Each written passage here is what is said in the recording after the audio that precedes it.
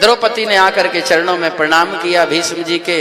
तो भीष्म जी ने कहा कि देवी, मैंने प्रतिज्ञा की थी, लेकिन अब प्रतिज्ञा फीकी पड़ जाएगी आशीर्वाद के सामने, आशीर्वाद ही काम करेगा।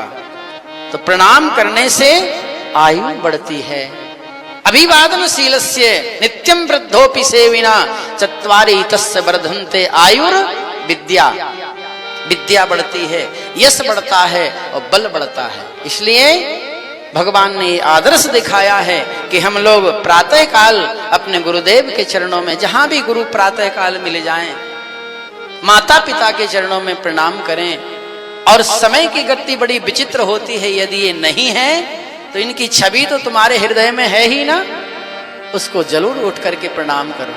माता पितृ चरण कमलेभ्यो नमः, गुरु चरण कमलेभ्यो नमः। प्रातः काल उठते ही सबसे पहले सैया से उठ करके अपने हाथ की हथेलियों को देखते हुए प्रार्थना करो कि कराग्रे वस्ते लक्ष्मी, कर मध्य च सरस्वती, कर मूले च गोविंद, प्रभाते कर दर्शनम। यहीं से गिनते हो ना पैसा, ऐसे ऐसे।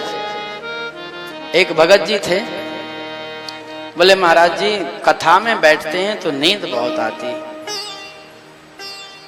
हमने कहा कभी पैसे गिनते नींद आती? बोले उस समय तो आ भी रही होगी तो भाग जाती है, पैसे गिनते नींद नहीं आएगी, क्योंकि लक्ष्मी यहीं से गिनते हो। तो कराग्रे, करके अग्रभाग में लक्ष्मी का वास है। यहीं से तिलक लगाते हो ना, किसी को तिलक लगाने के लिए ये अंगुली है, हा? और झगड़ा करने के लिए ये अंगुली है, लेकिन करते तो आगे से ही है ना।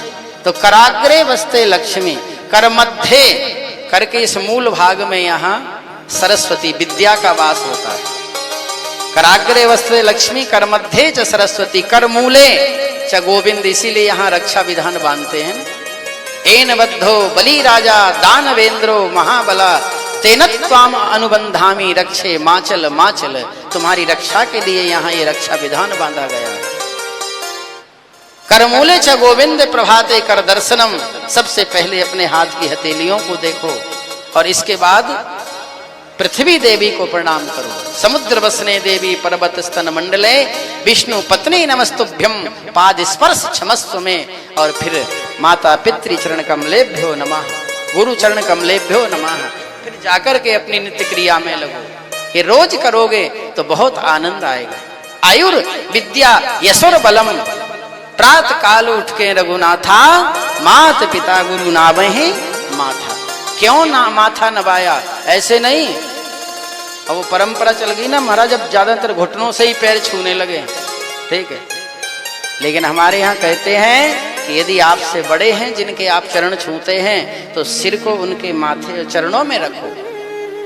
नाम ही माथा, चरण छूना भी नहीं बताया। और चरण अगर छूने भी हो ना तो चरण भी ऐसे छूना, ऐसे, क्योंकि आपके सामने जो खड़ा है उसका बायां अंग इधर होगा, दायां इधर होगा, तो आप ऐसे चरणों की स्पर्श करो। आपका हाथ उनके दाहिना हाथ दाहिने हाथ पर जाए और बायां हाथ बाएं पैर पर जाए, ऐसे प्रणाम करना। प्रणाम करने से आशीर्वाद मिलता है और उस आशीर्वाद से शरीर हिष्ट पुष्ट होता है। इसीलिए ये राक्षस लोग जो तपस्या करते हैं ना, और जब इनको वरदान मिल जाता है तो शरीर हिष्ट पुष्ट हो जाता है।